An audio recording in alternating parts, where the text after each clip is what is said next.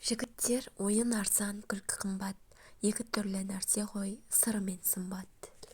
Баланы ең әуелі мейір шапағатқа, одан соң ақыл парасатқа, ақырында нағыз пайдалы ғылымға, еңбекке баулы.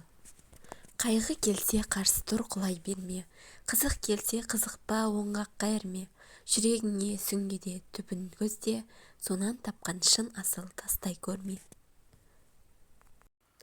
Ынсап, ұят, ар, намыс, сабыр талап, бұларды керек қылмас ешкім қалап. Терең ой, терең ғылым іздемейді, өтірік пен өсекті жүндей сабап. Еріншектік күллі дүниедегі өнердің дұшпаны, талапсыздық, жігерсіздік, ұятсыздық, кедейлік бәрі осыдан шығады. Ақылы түгел ойлы адамның баласы, осы адам баласының жалықпайтын нәрсесі бар ма? Тамақтан да, ойыннан да, күлкінен де, мақтаннан да, кербездіктен де, тойдан да, топтан да, қатыннан да, көңіл аз ба, көп пе жалығады. Оның үшін бәрінің айбын көреді, баянсызын біледі, көңілі бұрынғынан да суи бастайды.